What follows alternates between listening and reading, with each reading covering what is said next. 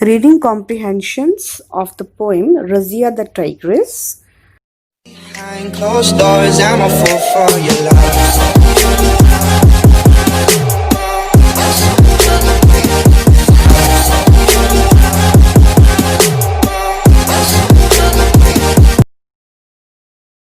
Now you see there's a first paragraph. This is the tigress Razia lives alone. Her two cubs have not yet been named, and now he's gone. Oh, what a shame. So from this paragraph you will get three questions. The first one is name the poem and the poet. This is the name of the poem is Razia the Tigress and the name of the poet is Keki and the Ruwala. Second question is who were Razia and Sheru? Razia was a female tiger and Sheru was a male tiger. And the third question is what had Sheru done? Sheru ने क्या किया? Sheru had left Razia shortly after the birth of two cubs.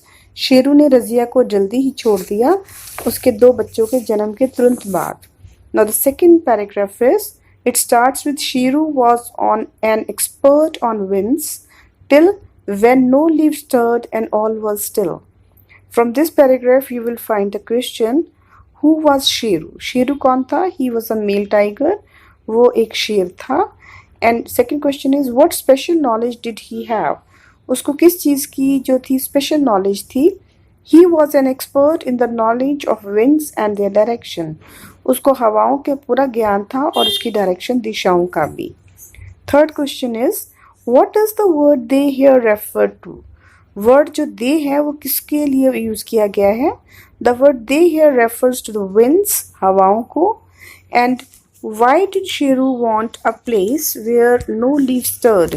Sheru उस जगह को क्यों prefer करता था जहाँ पे कोई पत्ता भी नहीं हिलता था. He could thus easily distinguish the sounds made by the other forest animals. इस तरह से वो बहुत शांति से ये पता कर लेता था कि कौन सा जानवर जो है वहाँ पे है, जंगली जानवर उसके शिकार के लिए वहाँ है. Third paragraph is, he knew his winds their traffic lanes and it ends with so he would barely crawl and crouch. First question is, who do these lines refer to? ये लाइन्स किसको refer कर रही हैं? These lines refer to Sheru the male tiger. ये शेरू के बारे में है. How did he avoid being smelt out by the deer? और उसने किस तरह से इस चीज़ को अवॉइड करता था कि कोई उसको स्मेल ना कर ले, इवन डियर उसकी गंध को पहचान ना पाए. He could always be on the up side of the wind keeping the door on the down side. Third question is, why would the tiger crawl and crouch? Tiger जो था वो crawling क्यों करता था, अपने बैली के बल क्यों वह चलता था? He would crawl and crouch to keep himself invisible from the deer. वो इस तरह से इसलिए चलता था क्योंकि वो हिरन को दिखाई नहीं देना चाहता था, वो अपने आप को हाइड करके रखता था. Question number 4, what do these lines show about the tiger? ये लाइन्स क्या शो करती हैं टाइगर के बारे में? These lines show that tiger was very intelligent, कि टाइगर बहुत ही इंटेलिजेंट था. Paragraph number 4, he got a stag and it ends with pug marked on the forest floor. Now the first question from this paragraph is, how did the tiger attack the stag? Tiger जो था उसने stag के ऊपर कैसे attack किया? The tiger pounced upon the stag and got his neck and antler into his claws. उसने उसके ऊपर एकदम से अटैक किया, उसकी नेक के ऊपर और उसके एंटलर सींगों से उसने उनके ऊपर अटैक किया. Second question is, how does the poet describe tiger's claw? उसने टाइगर के क्लॉ को कैसे डिस्क्राइब किया है? He calls it a giant club. उसने उसको एक जाइंट क्लब, एक बहुत बड़े दैत्य का क्लब बोला है, उसकी पकड़ बोली है. Why are people no longer afraid of tiger scent? अब लोग टाइगर की गंध से बिल्कुल भी डरते क्यों नहीं हैं? People are no longer afraid because Sheru is gone now. क्योंकि अब शेरू जा चुका है इसलिए लोग उससे नहीं डरते. Number 4, why do you think Sheru is gone now? आप ऐसे क्यों सोचते हो कि शेरू जो है अब चला गया है? It is because the forest have been cut down, क्योंकि फॉरेस्ट जो है वो कट चुके हैं. And Sheru can find there no animal to hunt for his food. और अब शेरू को कोई भी जानवर नहीं मिलता अपने शिकार के लिए, अपने भोजन के लिए।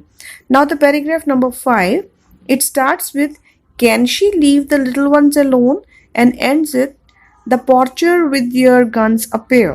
Okay, so the question answers from this paragraph are why does Razia live in fear? अब रजिया डर में क्यों रहती है?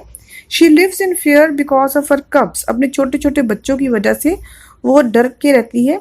She can't leave them alone and go hunting. वो उनको अकेले नहीं छोड़ के जा सकती शिकार करने के लिए।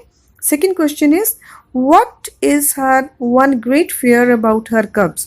उसका एक जो बड़ा डर है अपने बच्चों को लेके वो क्या है? She fears that if she goes hunting, उसका डर है कि अगर वो चले जाती है हंटिंग के लिए, the hyenas would kill her cubs in her absence. जो शिकारी या फिर जो जंगली जानवर है वो आकर उसके बच्चों को नुकसान पहुंचा सकते हैं या मार सकते हैं, किल कर सकते हैं। Question number 3, what is a still greater fear for her? अभी भी उसके लिए एक बड़ा डर कौन सा है? She fears that poacher will come again. वो सोचती है, डरती है कि जो शिकारी हैं वो दोबारा आ सकते हैं with their guns, अपने हथियारों के साथ, अपने गन्स के साथ, and kill her as well as her cubs, और उसको भी मार सकते हैं और उसके बच्चों को भी। Question number 4, who are poachers? Poachers कौन है? Poachers are the people who illegally hunt birds and animals. ये वो शिकारी होते हैं जो कि नाजायज तौर पर या गैर कानूनी तरीके से एनिमल्स और बर्ड्स की हंटिंग करते हैं, उनका शिकार करते हैं। Thank you for watching the video.